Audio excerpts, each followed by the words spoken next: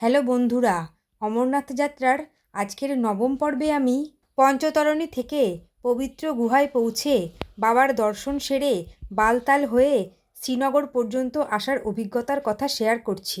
9 জুলাই 2025 ভোর 4:30 সময় আমরা বেরিয়ে পড়েছি পঞ্চতরণী থেকে সঙ্গম টপ হয়ে গুহার দিকে। পঞ্চতরণী চেকিং পোস্ট পার করে এখানেই রয়েছে ঘোড়া, পালকি ও পিট্ঠু কাউন্টার। ঘোড়া, পালকি ও পিট্ঠু নিতে চাইলে প্রথমেই এখান থেকে পার্চি কেটে নিতে হবে। ওই দূরে পঞ্চতরণী বেস ক্যাম্প পার করে আমরা হেঁটে চলে এসেছি প্রায় 500 মিটার। পুরো রাস্তায় এই মাঝরাতেও আর্মিরা আমাদের প্রোটেকশন দিয়ে চলেছে। নিচ দিয়ে বয়ে চলেছে গ্লেসিয়ার থেকে নেমে আসা বরফ গলা জলের নদী। এই জায়গা থেকে সঙ্গম টপ আরও 2 কিলোমিটার। পঞ্চতরণী থেকে সঙ্গম টপ 3 কিলোমিটার ও পবিত্র গুহা 3 কিলোমিটার, অর্থাৎ পঞ্চতরণী থেকে গুহার দূরত্ব 6 কিলোমিটার।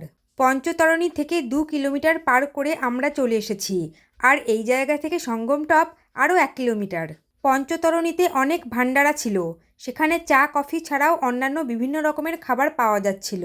তবে আমরা যেমন না খেয়ে অঞ্জলি দিই, ঠিক সেরকমই আমার ইচ্ছে ছিল না খেয়েই বাবার দর্শন করব। পঞ্চতরণী থেকে সঙ্গম টপ পর্যন্ত এই 3 কিলোমিটার রাস্তা পুরোটাই চড়াই। তবে এই জায়গায় আসার পর আর্মিরা আমাদের বলছিল এইটাই নাকি লাস্ট চড়াই, এরপরে আর কোনো চড়াই নেই, পুরোটাই ঢালু। আমরা পৌঁছে গিয়েছি সঙ্গম টপ, এরপর থেকে রাস্তা পুরোটাই ঢালু। আর এই জায়গায় এসে সমস্ত পুণ্যার্থীরা অপেক্ষা করছিল কখন পাবে সেই পবিত্র গুহার দেখা। পাহাড়ের উপর থেকে গ্লেসিয়ারের বরফ গোলা জল এসে মিশছে নিচের নদীতে। তবে রাস্তা আগের থেকে এখন অনেক চওড়া হয়েছে, তাই হাঁটতে খুব একটা অসুবিধা হচ্ছিল না। এই জায়গায় আর্মিরা আমাদের বলছিল সামনের পাহাড়ের বাঁক পার করলে দেখা পাবো পবিত্র গুহার। দেখা পেয়ে গেছি গুহার। জয় বলে, জয় বলে।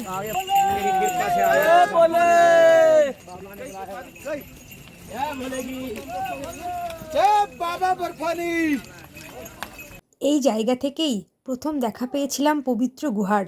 সে এক আলাদাই অনুভূতি, মুখে প্রকাশের ভাষা নেই, চোখে জল চলে এসেছিল।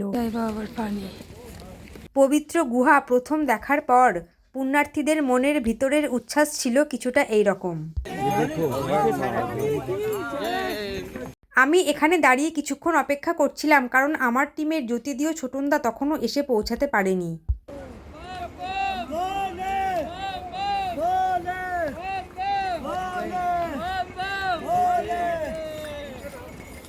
জ্যোতিদিয়া ছোটনদা আসছে।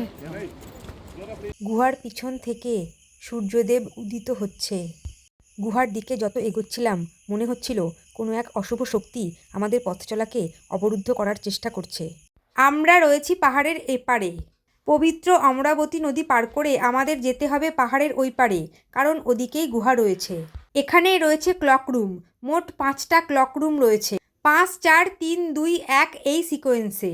যেখান থেকে প্রথম গুহা দেখা যায় সেখান থেকে আরও 2 কিলোমিটার হেঁটে তবেই গুহা পৌঁছানো যায়। তবে 5 নাম্বার ক্লক রুম গুহা থেকে প্রায় 1 কিলোমিটার দূরে, তাই 1 2 বা 3 নম্বর ক্লক রুমে লাগেজ রাখাই ভালো।